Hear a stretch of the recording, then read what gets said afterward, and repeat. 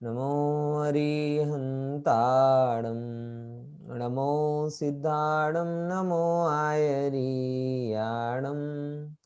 नमो वज्रायाणं नमो लोये सौवसाहूणं मोक्षमार्गस्य नेतारं वेत्तारं कर्मभूभृतां ज्ञातारं विश्वतत्त्वानां वंदे तद्गुणलब्धये। तत्वार सूत्र चौथे अध्याय पर अपनी चर्चा चालू है और चौथे अध्याय की चर्चा में जो ज्योतिष लोक का वर्णन है उस ज्योतिष लोक के वर्णन को हम क्रम से समझ रहे हैं। ज्योतिष लोक की चर्चा में कल हमने सूर्य और चंद्र के बारे में समझा था कि जिसे हम कहते हैं सूर्य, वो है क्या व्यवस्था उसकी, दुनिया किसे सूर्य कहती है और वो क्या है, और चंद्रमा क्या है, ये चीज को हमने थोड़ा समझने की कोशिश की थी, बराबर ना। कुछ खास बातें जो इसमें आई थी कि आधुनिक भूगोल सूर्य की मुख्यता देता है और जैन भूगोल में चंद्रमा की मुख्यता है। ये इससे सिद्ध होता है कि चंद्रमा को इंद्र कहा और सूर्य को प्रतींद्र कहा है। देखिए आपके पास स्लाइड में भी लिखा हुआ है ना। फिर दूसरे नंबर की बात में आई थी कि चंद्रमा का परिवार वो 8 प्रकार का है, क्योंकि उसके परिवार में सूर्य भी शामिल है, और सूर्य का परिवार 7 प्रकार का है क्योंकि उसमें चंद्रमा शामिल नहीं है। तीसरे नंबर की बात, सूर्य और चंद्रमा की 12-12 हजार किरणें होती हैं, बराबर। ये जो यहां से जो निकल रही हैं ये कहलाती हैं उनकी किरणें। किरणें को क्या समझ सकते हैं हम? किरणों से सीधा सीधा मतलब ये होता है कि जिस रास्ते से सूर्य और चंद्रमा का प्रकाश आता है उस रास्ते को हम किरण के नाम से कह सकते हैं, बराबर। वो 12,000 दोनों की अलग अलग होती हैं। तीसरे चौथे नंबर की बात जो बहुत इंपॉर्टेंट आई थी कि ये जो विमान है ना, इनके, मैंने आपको कल बताया था कि ये जो सूर्य और चंद्र देव है वो यहाँ रह रहे हैं ना, ये उनके महलों में, और उसका ये जो अपने को गोल गोल बिंब दिखाई देता है ये उसकी विमान व्हीकल है, और उस व्हीकल को खींचने वाले 4-4 हजार रूप ड्राइवर होते हैं, और वो हर दिशा में 16,000 है, तो हर दिशा में 4-4 हजार। आप देखेंगे तो पता चलेगा कि ये एक गजाकार, मतलब शेप इनके हाथी के जैसा होता है। लेकिन कल जो अपन ने बात की थी कि 4 दिशाओं में खींचने वाले 4-4 हजार जाति के देव हैं, ये मात्र और मात्र सूर्य और चंद्रमा के वैभव प्रदर्शन के लिए हैं। विमान स्वसंचालित होता है, लेकिन ये इतने समृद्ध हैं, ये बताया कैसे जाए? तो बताने के लिए बताया जाता है कि 4-4 हजार रूप वहां पे देव जिनके विमान को खींचते हैं, ऐसा वह 16,000 अभियोग्य जाति के देव। अब कोई अपने आप ऐसा बोले कि साहब तुम क्या समझते हो, हमारे यहाँ 16,000 तो ड्राइवर है। पॉइंट समझ में आया? कोई व्यक्ति अपने वैभव को बताने के लिए कहे कि आप हमें ऐसा वैसा नहीं समझना, क्योंकि हमारे पास तो 16,000 ड्राइवर है, तो 16,000 ड्राइवर रखने वाला रिद्धि संपन्न होगा, ये बात बिल्कुल तय है। बिना उसके ये 16,000 कहां से रखेगा? इससे उस सूर्य की महत्ता और चंद्र की महत्ता ख्याल में आती है। वो ड्राइवर गाड़ी ले जाते कि नहीं ले जाते ये अलग मैटर है। आज भी बहुत सारे एक्टर एक्ट्रेस 300 गाड़ियां, 500 गाड़ियां, 700 गाड़ियां रखते हैं। तो 500, 700, 300, 1000, 2000, 5000 गाड़ी रखना मतलब सब गाड़ियों में सवारी नहीं करते, लेकिन वो किसका प्रदर्शन होता है? उनके वैभव का, उनकी रिद्धि का प्रदर्शन होता है। ऐसे ही ये सूर्य के जो 16,000 ड्राइवर हैं, ये उसको गाड़ी को चलाने के लिए नहीं है, वो गाड़ी तो ऑटोमेटिक मोड पर है। उस गाड़ी को चलाने के लिए किसी एक भी ड्राइवर की जरूरत नहीं है, एक भी ईंधन की जरूरत नहीं है, लेकिन जगत में उसकी महत्ता को बताने के लिए कि इतने इतने वैभव वाला ये सूर्य इंद्र है, ये बताने के लिए वहां पे ये सब बातें कही। ठीक है, अगली स्लाइड देखिए, उसमें आपको बहुत अच्छे से पता चलेगा कि ये टोटल अपना स्ट्रक्चर है, टोटल स्ट्रक्चर है, जिसे अपन कहते हैं, जिसको अपन ने 13वें 14वें नंबर के सूत्र में पढ़ा था कि ये नित्य गतियो निर्लोके, ये कहाँ तक है? निर्लोके मतलब मनुष्य लोक तक। और मनुष्य लोक कितना है? तो ये यहाँ से गिन के बताते हैं 45 लाख योजन प्रमाण जो अड़ीदीप है, उस अड़ीदीप में है। अब उस अड़ीदीप में ओवरऑल कितने सूर्य हैं, ओवरऑल कितने चंद्रमा है? तो बहुत सरल सी गणित है, हमने हर जगह पढ़ा है कि द्विगुणा द्विगुणा दुगने दुगने। देखो सबसे पहले आप अगर जैन दर्शन के हिसाब से समझेंगे इस पॉइंट ऑफ कंपैरिजन स्टडी में मैं नहीं जा रहा, बराबर, जैन दर्शन के पॉइंट ऑफ व्यू से अगर आप समझते हैं तो जिस सूर्य का दर्शन आज आपने किया है, जिस चंद्रमा का दर्शन आज आपने किया है, कल वो सूर्य और चंद्रमा तो ऐरावत क्षेत्र में जाएगा। आज आज आज जो सूर्य दिख रहा है वो कल नहीं दिखेगा, वो परसों आएगा, बराबर, समझे कि जैसे नाइट ड्यूटी होती है ना, कि एक डे ड्यूटी और एक नाइट ड्यूटी होती है, तो जो जो डे में दिखता है वो नाइट में नहीं होता, जो नाइट में दिखता है वो डे में नहीं होता, ऐसे अल्टरनेट होता है इनका, कि एक दिन सूर्य आता है, वो दूसरे दिन दूसरा सूर्य आता है। आज का जो सूर्य अपने को दिखाई दे रहा है, फॉर एग्जाम्पल जैसे ये रहा अपना जम्बूद्वीप, दिख रहा है ना ये कर्सर मेरा, यहाँ पे अपना आया भरत क्षेत्र, यहाँ पर आया ऐरावत क्षेत्र, और यहाँ पर ये मेरू के कांस्टेंट उनकी परिक्रमा चल रही है। दिख रहा है मैं कर्सर मूव कर रहा हूँ, दिख रहा है आप लोगों को? हाँ कि ना तो बोलो भाई। बस एक बार में संभळे ही जाए, बार बार नहीं पड़ते। एक जागृत श्रोता ख्याल આવે છે કે નહીં? પછી વધારે ઘોંઘાટ થવા લાગે। સમજે ને? ના ના તમને ખબર પડે ને બધા જાગે છે ઊંઘી હા નથી એ મને ખબર છે, 10 વાગે ક્લાસ ચલાવું ને તો બધા ઊંઘશે, અત્યારે ક્યાં ઊંઘશે? ગુજરાતી છો ને તમે બધા, સાઉથમાં 10 વાગે તો ઉઈ જાય બધા। હા સરસ, સાઉથમાં ક્લાસ 6 વાગે ચાલે। તમને ખબર છે કે અમારા શું કહેવાય હિંગોલી મહારાષ્ટ્રમાં એક અમારા સિનિયર છે, એ ગત હું તો 14 વર્ષથી અહીંયા વ્યાખ્યાન કરું છું, એ 20 વર્ષથી છે હિંગોલીમાં, અને રોજ 20 વર્ષથી સવાર 5:45 થી ક્લાસ લે છે, અને 5:45 ની ક્લાસમાં 70 લોકો ઉપસ્થિત હોય છે, 70 લોકો મંદિરમાં દેરાસરમાં, પછી ઘરમાં નહીં, બેઠે બેઠે ગોદડામાં બેસીને સાંભળતા હોય એવું નહીં। समझे? तो वो सिस्टम है, दक्षिण भारत की बहुत अलग परंपरा है, अपने तो वो जैसे जैसे अभी कहाँ सोएंगे सब, बराबर। चलो मुद्दे पर आते हैं। हाँ तो मेरा जो चित्र जो मैं आपको बता रहा था कि ये फर्ज करो कि ये अपना जम्बू द्वीप है, और ये यहाँ पे सारे के सारे मूव कर रहे हैं, जितने भी सूर्य और चंद्र के विमान हैं। तो आज जो अपने को अपना ये भरत क्षेत्र है, ये भरत क्षेत्र है नीचे की साइड, और ये ऊपर की साइड आया ऐरावत क्षेत्र। तो ये जो चंद्र और सूर्य के विमान मूव कर रहे हैं, तो आज इसने यहाँ पर आया तो वो यहाँ पर जाएगा, ये यहाँ पे अपना अस्त हो जाएगा, फिर वहां से फिर यहाँ पहुंचेगा, बराबर। तो आज जो यहाँ है वो कल वहां रहेगा, और कल जो वहां था वो आज यहाँ आएगा। इसलिए आज जो सूर्य हमको दिखाई दे रहा है वो कल अलग आएगा, मतलब उसकी अलग ड्यूटी रहती है। ऐसे करके इन दोनों का सिस्टम, इसलिए एक जम्बू द्वीप में 2 सूर्य हैं और 2 चंद्रमा है, वो कांस्टेंट मूव कर रहे हैं, बराबर।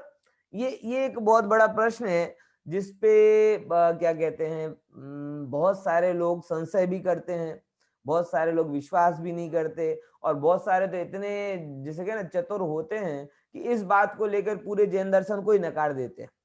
वो कहते हैं यार जैन दर्शन कहाँ सही है, यहाँ तो सूर्य और चंद्रमा को घुमा रहे हैं, पृथ्वी को स्थिर कर रहे हैं, इनको पता ही नहीं है कि सूर्य स्थिर है और पृथ्वी घूमती है। देखो भैया, क्या सही है क्या गलत है ये एक अलग बात है, लेकिन मैं आपको जो बात कहना चाह रहा हूँ वो ये है कि जैन दर्शन में आचार्यों को सूर्य या चंद्रमा बताना ये उनका मेन गोल नहीं, क्योंकि आप इस सूत्र को लेकर सम्यक दर्शन और मोक्ष नहीं पा पाओगे। पॉइंट समझ में आया कि नहीं आया?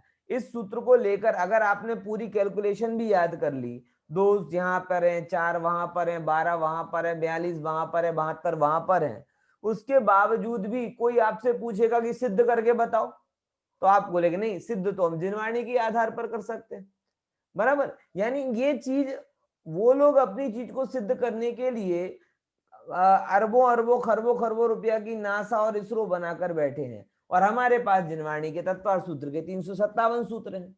तो दोनों की जब प्रश्न सिद्धि का आता है तो सिद्धि का एक प्लेटफॉर्म भी तो होना चाहिए ना।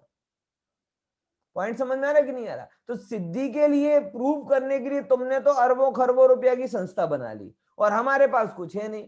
तो तुम कहते हो जैसे खरबों की संस्था में खर्च करके जो हमने सिद्धि की थ्योरम्स दी हैं वो तुम किताब मात्र के आधार से दे दो, तो हम कैसे दे दें?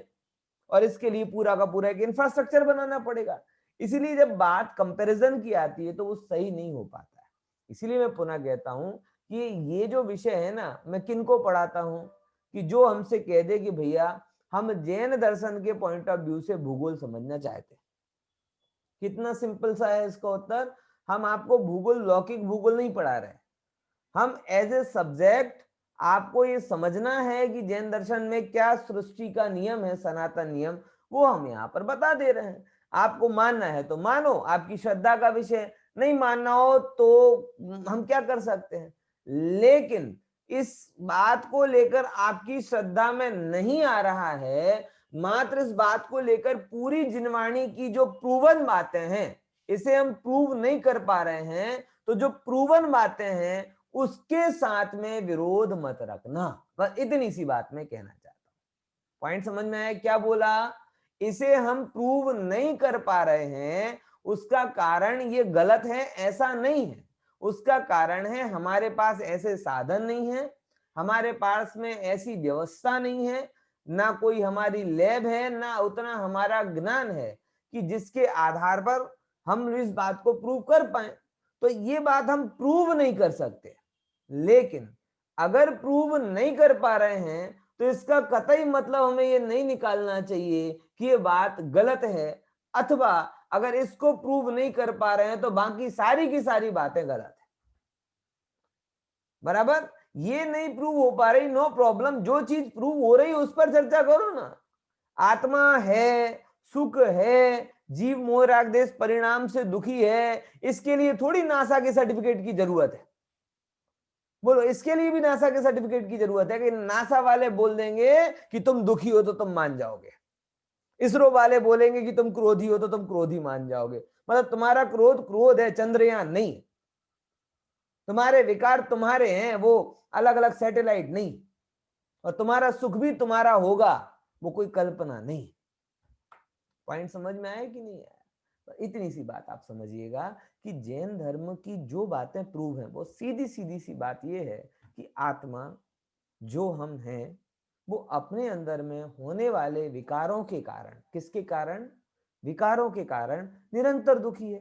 क्रोध में तपता है, मान में जलता है, कपट के कारण दुखी होता है, लोभ के कारण इच्छाओं का दास बनता है, विकारों के अधीन होता है, ये किसी से आगे निकलने की प्रतियोगिता में पड़ा रहता है, कभी किसी से जलन करता है। ये सब चीजों से तो दुख है ना हमें, इसके लिए किसी की जरूरत नहीं है। बस तो जिनवाणी क्या सिखाती है कि तुम सम्यक दर्शन ज्ञान चारित्र के माध्यम से इन दुखों को दूर करो, और उसकी पूर्ण प्रॉपर विधि है, प्रूवन विधि है, प्रूवन विधि है। गारंटी के साथ मैं बोलता हूं, कोई व्यक्ति महीने 2 महीने स्वाध्याय करे, सुने, समझे, सीखे तो अपने अंदर की दुख में तारतम्यता, दुख में कमी स्पष्ट अनुभव कर सकेगा। लेकिन जिन लोगों को जिनवाणी के मार्ग पर चलना नहीं है, भगवान के मार्ग पर चलना नहीं है, वो लोग ऐसी बातों के आधार पर, किस बातों के आधार पर? ऐसी बातों के आधार पर पूरी की पूरी जिनवाणी पर संशय कर देते हैं। देखो, मैं इसके बारे में एक बात कहता हूं। हमारे सिलवानी में एक लेखक हैं, लेखक क्या कहें उनको, उन्होंने एक है तो जैन लेकिन बड़े विचित्र टाइप के हैं। उन्होंने एक बुक लिखी, आत्मा एक कोरी कल्पना। आत्मा एक कोरी कल्पना, क्या बुक का नाम है? सिलवानी गई है ना, आत्मा एक कोरी कल्पना। मैंने वो बुक को देखा, और बुक को देखने के बाद में मैंने पढ़ा, 40-50 पेज की बुक है, ज्यादा बड़ी बुक नहीं है। बराबर? मम्मी जी सुन रही उन्हें तो उनका नाम भी पता होगा, तारा पटेल उनका नाम है। बराबर ना? तो वहां पे वो बुक मैंने देखी।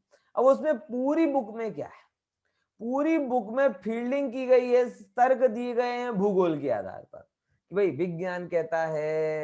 विज्ञान कहता है कि ये सूर्य ऐसा है ना, पृथ्वी ऐसी घूमती है ना, फलाना ऐसा करता है, और जैन धर्म में ऐसा बताया है। ऐसे कहते कहते पूरी उन्होंने 45-50 पेज की बुक है, उसमें 40 पेज में खंडन तो जैन भूगोल का किया, जैन होते हुए भी। हाँ, और कंक्लूजन में ये बोल दिया कि इससे सिद्ध होता है कि जब लोक की संरचना सिद्ध नहीं होती तो वो आत्मा की बात भी कल्पना है। ये तो गजब बात है। बराबर, ट्रंप हार गया तो मोदी को सत्ता क्यों छोड़नी है? बोलो, सिंपल सी बात है ना। ना, मोदी को जाना पड़ेगा। क्यों? क्योंकि वहां अमेरिका में ट्रंप हार गया। अरे तो ट्रंप हार गया तो ट्रंप हारा है। नहीं नहीं, वो मोदी वहां गया था और उसने बोला था अब की बार ट्रंप सरकार, न्यू जर्सी में गया था हाउडी मोदी प्रोग्राम में, और अब की बार मोदी सरकार और ट्रंप सरकार बोल के नारा लगाया था ना। लेकिन नारा लगाने के बाद भी हार गया। अब हार गया तो उसको भी रिजाइन दे देना चाहिए। अगर ऐसे रिजाइन दिया जाए तो क्या ये लॉजिकल है? क्या ये बात सही है? बात समझ में आई कि नहीं आई? वैसे ही यहां पर है कि मुझे उनकी यही बात समझ में नहीं आ रही कि 50 पेज की बुक में 40 पेज की आप खंडन भूगोल का कर रहे हो, और भूगोल के खंडन के बाद में कंक्लूजन ये दे रहे हो कि आत्मा नहीं है। तो वही बात है ना, ट्रंप हारा इसलिए मोदी को रिजाइन देना चाहिए। बड़ी मूर्खता की बात है। लेकिन उनको बहुत बड़ा विद्वत्ता होने का भ्रम है। बोले हमने तो इतने बड़े बड़े लोगों को ये बुक अपनी पहुंचाई, किसी ने समीक्षा नहीं दी की, किसी ने बात नहीं की। अरे बात करने लायक होते तो हम करते। तुमने तो कहीं का ईंट कहीं का रोड़ा किया। 50 पेज की बुक में 40 जिसके लिए तुम लिख रहे हो और कंक्लूजन अलग लिख रहे हो। आपको ये बात नहीं बैठ रही, हमें पता है सबको नहीं बैठ सकती ये बात, क्योंकि आपने जन्म से ही वो सुना है कि पृथ्वी घूम रही है। 6 क्लास में ही हमने ये पढ़ लिया। अब वो लगातार वही आप देख रहे हो और उसी बात को सुन रहे हो, उसी बात को मान रहे हो। तो स्वाभाविक है इतने गहरे संस्कार आपके आधुनिक विज्ञान के पड़े हैं, ये मिटेंगे नहीं। और बहुत आसान नहीं है कि एक क्लास में मिटा दूं।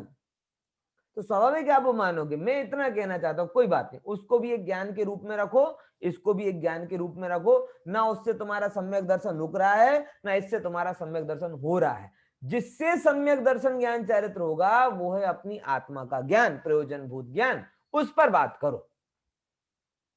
पॉइंट समझ में आया कि नहीं आया? तो वो यहाँ पर कह रहे हैं। तो ठीक है, तो ये बात क्यों कही जा रही है? ये बात इसलिए कही जा रही है कि जैसे ही हम पढ़ते हैं वैसे ही हमारे अंदर में काउंटर होता है। क्या काउंटर होता है? अरे सूर्य तो एक है, चंद्रमा के एक है, यहाँ दो दो बताए जा रहे हैं। तो वो अभी इसको एक सब्जेक्ट के रूप में पढ़ लो। कितना? कि जम्बू द्वीप में 2 सूर्य 2 चंद्रमा। फिर उसके बाद में डबल। तो डबल कहां से होते हैं? जम्बू द्वीप के 2, तो उसके डबल होंगे लवण समुद्र में। तो लवण समुद्र ये जम्बू द्वीप के अगेंस्ट कौन सा, आगे कौन सा है? लवण समुद्र। यहाँ पे कितने हो गए? 2 और 4 हो जाएंगे, 4 सूर्य और 4 चंद्र। फिर उसके आगे कौन सा द्वीप आया? घातकी खंड द्वीप आया। उसमें कितने हो गए? 12। कैसे हुए सब 12? कैसे 12 हुए? तो वो उसके डबल का ऐसी गणित नहीं है कि आप 4 दूनी 8 ऐसे करो। बराबर, इसकी गणित अलग अलग प्रकार, जितने मेरु संबंधी वहां डबल हो रहे हैं। ख्याल में है कि नहीं है? जितने मेरु संबंधी है ना उस हिसाब से डबल हो रहे हैं। तो यहाँ पे इस हिसाब से इसके 12-12 हो गए। फिर कालो दधी में कितने आए? 42-42, 42-42, और पुष्करार्ध में 72-72, अर्ध में 72 आए। इस हिसाब से आधे में हिस्से में और 72 होते हैं। इस हिसाब से टोटल इसके सूर्य और चंद्रमा आदि की गणित यहाँ पर बताई गई है। अब देखो एक इंपॉर्टेंट जो बात यहाँ पर आती है वो क्या है, वो उसको समझिएगा। वीथी शब्द एक आपके लिए नया आएगा। वीथी, वीथी मतलब क्या होता है? वीथी मतलब होता है गली। जो चंद्रमा और सूर्य गमन करते हैं, कभी आप देखते हो दिन छोटा हो जाता है, कभी लंबा हो जाता है। वो क्यों होता है? जैसे आप गूगल पे सर्च करते हो ना, तो वो 2-4 रास्ते बताता है, और 2-4 रास्ते बताने पर कहता है इस रास्ते से जाओगे तो 20 मिनट लगेगा, इस रास्ते से जाओगे तो 15 मिनट लगेगा, इस रास्ते पर जाओगे तो 30 मिनट लगेंगे। तो 15 मिनट, 20 मिनट, 30 मिनट, ये क्या है? ये आपके व्हीकल की वीथियां हैं। समझ में आया? इतने इतने रास्तों पर आप जाओगे और एक रास्ते से दूसरे रास्ते पर जाओगे तो आपके आने जाने की टाइम ड्यूरेशन में अंतर पड़ेगा। बात समझ में आई कि नहीं आई? बस वही अंतर को दिन और रात के अंतर के रूप में कहा जाता है कि जब वो शॉर्टेस्ट वे लेता है तब दिन छोटा होता है, रात बड़ी होती है। जब वो लॉन्गेस्ट वे लेता है तो रात बड़ी होती है, दिन छोटे होते हैं। और ये ऑटोमेटिकली अपने आप ही चल रहा है। सबसे बड़ी बात ये है, ये कैसे ऑपरेट हो रहा है? ये कुदरती इसका सिस्टम है कि वो अमुक समय पर इसी वे पर चलता है। इसी के कारण तो हम कह सकते हैं ना 10 साल बाद भी दिसंबर में सर्दी ही पड़ेगी और दिन छोटा ही होगा। अरे 10 क्या, हजार सैकड़ों अरब साल बाद भी दिसंबर का महीना जब इंडिया में होगा तब दिन इतना ही छोटा होगा, क्योंकि ये किसी की चॉइस से नहीं है कि आज ये रास्ते पे क्यों जाएं, आज तो हम उस रास्ते पे चले जाएं। ये अपना अपना प्रोग्राम होता है, वो अपने आप से चल रहा है, उसका एक सिस्टम है, कोई इंटरफेयर उसमें करता नहीं। देखते हैं अब इनकी गति बताते हैं। गति कैसी है? तो सबसे पहले होता है चंद्रमा। इसकी सबसे मंद गति है, धीमे धीमे चलता है, बराबर। ये 15 गतियों में गमन करता है, इसीलिए इसकी तिथियां भी 15 होती हैं। आपको पता है ना, पूर्णिमा को गिन के चलो तो 15 तिथियां इसकी होती हैं। 15 रास्ते होते हैं तो 15 तिथियां होती हैं उसकी। कितने ऊपर जाकर ये होता है, तो ये थोड़ा सा आपको मैप क्लियर होगा तो ज्यादा ख्याल में जाएगा। ये हाँ, ये देखो यहाँ से ये आपका फॉर सपोज ये आपका सुमेरु पर्वत है ना। कौन सा पर्वत है? आगे चला गया। हाँ, देखो ये सुमेरु पर्वत है। और सुमेरु पर्वत में हमने ये समझा था कि भूपर भद्रसाल वन है और ऊपर जाकर वो वाला वन है नंदनवन। तो नंदनवन 500 योजन ऊंचा है। तो नंदनवन से ऊपर जाकर जैसे अपन ने गणित में पढ़ा था कि 790 योजन से लेकर 880 योजन तक का ज्योतिष लोक है, बराबर। तो उसमें ये सूर्य और चंद्रमा के सब विमान हैं, ये अपनी अपनी गति के अनुसार गमन करते रहते हैं, ऐसे सराउंडिंग पूरे के पूरे, बराबर। ख्याल में आया कि नहीं आया? तो सुमेरु पर्वत से ऊपर जाकर, मतलब ये जो सुमेरु पर्वत हुआ इसमें ये है, और उसके बाद नंदनवन, और नंदनवन से भी थोड़ा ऊपर जाएंगे जमीन से, तब जाकर वह पूरी की पूरी संरचना प्रकट हो जाती है जो यहाँ पर कही गई है ना। देखो तो सबसे कहां से 880 योजन पर जाकर है। इसके देव कितने हैं? बोले 16,000 देव उसके ड्राइवर हैं। फिर चंद्रमा की गति कितनी होती है? सॉरी, चंद्रमा की तो सूर्य की गति कितनी होती है? बोले सूर्य की गति चंद्र से तीव्र है, बराबर। और इसके रास्ते भी 184 हैं। इसीलिए अगर आप मोटा मोटी देखोगे तो वो एक वर्ष को 2 भागों में डिवाइड करोगे ना तो लगभग लगभग 360 368 हो रहे हैं। ये आज की कैलकुलेशन से मैच हो जाते हैं कि एक वर्ष को अयन होता है ना, अयन, तो एक अयन में एक दिन रहा और दूसरे अयन का दूसरा दिन वहां मिक्स हो जाता है ना। तो वो चीज यहाँ पर जाती है। 184 रास्ते हैं उसके, इसीलिए दिन में वर्ष में कम से कम 2 दिन ऐसे होते हैं जिसमें दिन और रात का प्रमाण बराबर होता है। पॉइंट समझ में आया? 2 दिन ऐसे होते हैं जिसमें दिन और रात का प्रमाण इसके इक्वल उसमें होता है, उसके इक्वल इसमें होता है, क्योंकि ये उसकी गति ऐसी होती है। फिर इसकी ऊंचाई कितनी है?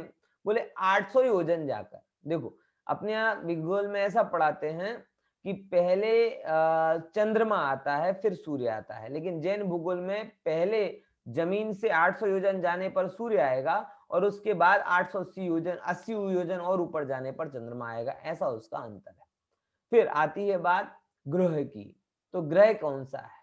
बोले ग्रहों की गति सूर्य से भी तीव्र होती है, सूर्य से भी तीव्र होती है।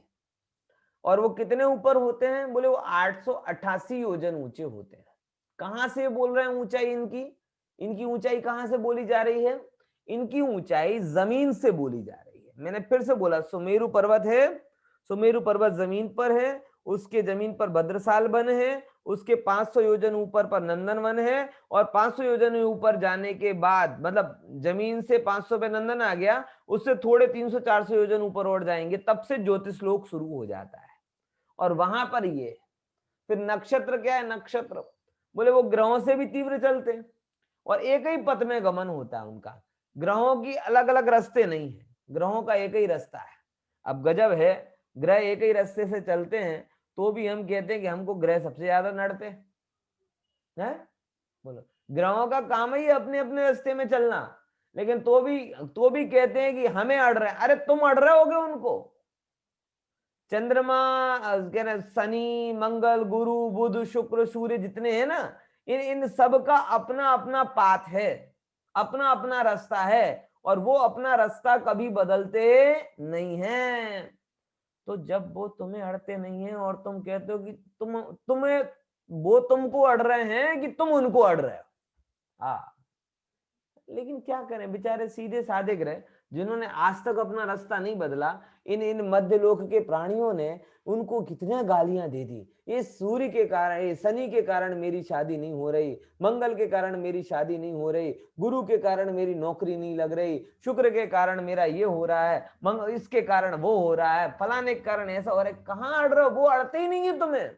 उनने आज तक अपनी गति बदली नहीं है, वो अपनी गति में ही चलते हैं।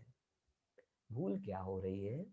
भूल ये है कि तुम अपने को भूले हो और कर्म बंधन करते हो, और वो कर्म बंधन तुम्हें अड़ता है, और उस कर्म बंधन को अड़ने पर तुम भूल जाते तो दोष ग्रहों का देते हो। उनकी टांग अड़ाने की आदत ही नहीं है, वो तो रास्ता भी नहीं बदलते बेचारा अपना। टांग अड़ाने के लिए रास्ता बदलना पड़ेगा ना, वो तो कभी रास्ता बदलते ही नहीं है। तो वो तुम्हें नहीं अड़ते, तुम उन्हें अड़ते हो। कैसे अड़ते हो? खोटे कर्म करते हो और उस कर्मों का फल भोगते हो, तो कर्मों का फल खुद भोगते हो और दोष ग्रहों पर देते हो। इससे पता चलता है कि मिथ्यात्व नाम का महाग्रह तुम्हारे ऊपर चढ़ा हुआ है। अरे शनि की 7.5 तो 7.5 साल में उतर जाती है, ये मिथ्यात्व की जो 7.5 चल रही है ना, ये 7 कितने अनंत अनंत काल से उतरी नहीं। और शनि की 7.5 का असर तो कोई बहुत लंबा चौड़ा नहीं होता, लेकिन मिथ्यात्व के महाविष का असर सागरों पर्यंत नरक के दुख भोगने पड़ते हैं प्रभु। विचारो कि नहीं विचारो? इसलिए थोड़ा समझो, जैन ज्योतिष को समझो। जैन ज्योतिष को कभी कोई ग्रह किसी को बाधक नहीं बोलता। जैन ज्योतिष एक ही बात बोलता है, कौन सी बात? कि भाई ग्रह सीधे साधे हैं, ग्रहों को किसी से कोई प्रॉब्लम नहीं है, तेरे ही कर्म तुझे अड़ते हैं। और कोई सनातन नियम है, और ये नियम इतना फुल प्रूफ है कि इसमें कोई कहना कि सब्स्टिट्यूट की जरूरत ही नहीं है। सब्स्टिट्यूट जब वो पहला कमजोर हो तब सब्स्टिट्यूट आवे। कर्म का नियम इतना स्ट्रांग है कि उसके नीचे हमें कोई, कभी मैं बहुत न्यूट्रली भी विचारता हूं ना, तो मैं सोचता हूँ कि अब इस इतना फुल प्रूफ व्यवस्था हमें कर्म की मिल गई है, जहां एक एक क्षण के परिणाम की नोंद की जाती है, जहां एक एक क्षण के परिणाम का असर और फल बताया जाता है। इतनी अद्भुत व्यवस्था होने के बावजूद भी हम ना जाने कौन कौन सी व्यवस्थाओं में पड़े रहते हैं। कहीं ज्योतिष की व्यवस्था, कहीं वास्तु की व्यवस्था, कहीं इसकी व्यवस्था, कहीं उसकी व्यवस्था। सीधे सीधे एक कर्म सिद्धांत का स्वीकार हमें हो जाए तो मैं विश्वास करता हूं, और आपको भी कह विश्वास के साथ में, कि आपको कहीं दुनिया सारी पागल हो जाए तो भी आपकी श्रद्धा विचलित नहीं होगी। और भगवान ने यही सिद्धांत प्रमुख बताया है। बराबर ख्याल में आ रहा कि नहीं आ रहा? इसीलिए देखो, तो ग्रहों से बैर भाव छोड़ दो, ग्रहों से कोई बैर भाव मत रखो, और साथ साथ ये भी कह रहा हूं कि ग्रहों से कोई अपेक्षा भी मत रखो। वो बेचारे जड़ तुम्हें क्या देंगे? तुम्हारे परिणाम है जिसका फल तुम लगातार भोग सकते हो, और कोई व्यवस्था की बात वहां पर आती नहीं है। ठीक है, तो ग्रह एक ही पथ में गमन करते हैं, और इनका स्थान 884 योजन ऊपर है, और 4000 इंच के देव होते हैं।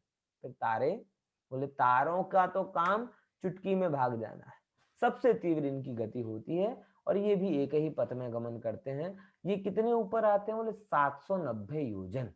790 योजन सबसे पहले ये चालू हो जाते हैं, बराबर। उसके बाद में फिर आप आगे पूरा क्रम देखोगे तो सूर्य आएगा, फिर उसके ऊपर जाओगे तो चंद्रमा आएगा, फिर नक्षत्र आएंगे, फिर ग्रह आएंगे। ऐसा इन सब ग्रहों का क्रम है, और इनके अभियोग्य 500 देव होते हैं। अब देखो, ये थोड़ी ज्यादा आपको बोरिंग जैसा भी लग सकता है, लेकिन आप थोड़ा समझिएगा जितना समझ सके, बाकी तो बाद में बात करेंगे इनकी। कि सूर्य व चंद्र प्रतिदिन आधी आधी गली का अतिक्रमण करते हैं, बराबर। आधी आधी मतलब एक पूरा रास्ता है ना, एक पूरा रास्ता, तो एक पूरे रास्ते को एक ही दिन में एक ही विधि में पूरा कन्वर्ट नहीं होता, आधा शिफ्ट होता है। आधा शिफ्ट होता है, इसीलिए आप देखोगे ना 15 और 15 30, तो वो 30 जो उसकी वो है ना, 30 दिन में 15 गलियां उसकी हो जाती हैं, और 368 दिन ऑलमोस्ट जो होते हैं उसमें 184 पद उसके हो रहे हैं। तो वो आधी आधी करते तो वर्ष में 2 पूरी हो जाती है उनकी। देखो, तो आधी आधी गली का अतिक्रमण करते हैं। द्वीप व समुद्र अपने अपने चंद्रों में से आधे एक भाग में और आधे दूसरे भाग में पंक्ति क्रम से संचार करते हैं। फिर क्या बोला, द्वीप व समुद्रों के अपने अपने चंद्रों में से, जो भी द्वीप के सेपरेट सेपरेट चंद्रमा है, जम्बू द्वीप का चंद्रमा जम्बू द्वीप का है, वो लवण समुद्र का नहीं। तो जम्बू द्वीप आदि जितने भी हैं अपने अपने चंद्रों में से एक भाग में और आधे और दूसरे भाग में पंक्ति क्रम से, एक में आधे और दूसरे में ऑर्डर में, मतलब एक एक के बाद में एक, उस क्रम से क्या करते हैं, गमन करते हैं। ये चित्रों में आपको ज्यादा ख्याल में आ जाएगा, देखिएगा ये सब बदलना है, पंक्ति क्रम, बराबर। अब क्या कहते हैं, जम्बू द्वीप में 180 योजन और लवण समुद्र में 330 योजन के 4 क्षेत्र हैं। देखो जैसे जम्बू द्वीप है ना, जम्बू द्वीप, इसमें कितना है, ये टोटल उनका सर्कल का एरिया बोले 180 योजन डायमीटर वाला है, व्यास कि 180 योजन वाला व्यास है, और उस राउंड में वो गमन करते रहते हैं।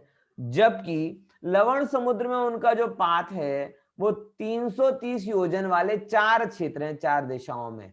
इसीलिए वहां पे अपन ने जब पहले सूर्य और चंद्रमा के गमन किए थे ना, संख्या गिनी थी, तो 4 4 गिने थे, क्योंकि वहां पे 4 रास्ते हैं उनके, 4 जगह उनका गमन हो रहा है, ऐसे करके, बराबर। सबके अपने अपने पाथ है, तो उसको यहां से समझना। हाँ, तो 4 क्षेत्र है जिसमें वो संचार करते हैं। फिर विशेष अंतिम क्या कहते हैं, सूर्य और चंद्र प्रथम बीथी में हाथी के समान मध्यम में घोड़े के समान और अंतिम बीथी में सिंह के समान गमन करते हैं। ये जो उनकी बीथियां हैं, गलियां हैं, उनमें पहली गली में धीमे धीमे चलते हैं, बीच वाली गली में थोड़े तेज चलते हैं। ये तो हाथी घोड़ा सिंह, ये तो क्या उपमाएं हैं, गमन की बात है। ऐसा नहीं कि वहां टॉप गियर आ गया, वहां स्लो गियर, फर्स्ट गियर आ गया, वहां सेकंड गियर आ गया। ये अनादि के गियर ऐसे ही सेट है कि जैसे वो उस एरिया में जाते हैं गति तेज हो जाती है, बराबर। जैसे हम लोगों को होता है गली में चलते हैं स्लो चलते हैं, और हाईवे पर आते हैं तो अपने आप स्कूटर 60 पर पहुंच जाता है, गाड़ी 80 पर पहुंच जाती है, तो हाईवे खींच के ले जा रहे हो ऐसा नहीं, लेकिन वो व्यवस्था ही ऐसी है कि आप गली में चलोगे तो 20-30 होगा, सड़क के रोड पर आओगे तो थोड़ा 40-50 होगा, और जैसे हाईवे आता है तो ये 4 व्हीलर वाले 80-90 पे भगाने लगते हैं, हम जैसे 2 व्हीलर वाले 50-60 पे भगाते हैं, वो हो जाता है। ऐसे ही यहाँ की सेट है सब व्यवस्था।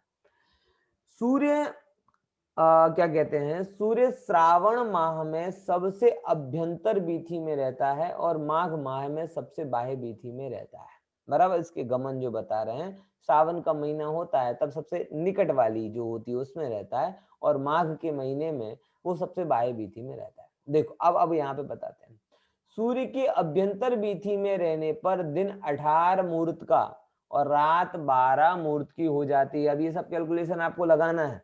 18 एक मुहूर्त बराबर 48 मिनट्स, तो 18 मुहूर्त बराबर कितना होगा, बराबर। ये आप कल करके लाना सब होमवर्क, कि जब हम कह रहे हैं कि सूर्य अभ्यंतर बीथी में होता है तो अपन घंटे के हिसाब से देखें तो कितने घंटे का वह होगा, और रात 12 मुहूर्त की होती है, और बाह्य बीथी में रहने पर रिवर्स हो जाता है कि दिन 12 मुहूर्त का और रात 18 मुहूर्त की हो जाती है, बराबर। आप सब गणित कर लगा कर आइएगा कि 18 मुहूर्त के कितने होते हैं, 18 multiply by 48 and 12 multiply by 48, सबके वो महीने के हिसाब से आपका निकल के आ जाएगा। देखो चंद्रमा का समझते हैं।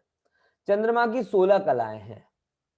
16 कलाएं मतलब कला क्या, कलाकारी, मतलब उसकी 16 दशाएं पड़ती हैं, और अगर आप गिनोगे तो 14 तिथियां, एक अमावस्या और एक पूर्णिमा, ठीक है ना, तो 16 हो गई। जो क्या करता है, जिसमें एक एक दिन एक एक भाग स्वयं कृष्ण रूप और उसके बाद स्वयं श्वेत रूप परिणमित हो जाता है। बराबर।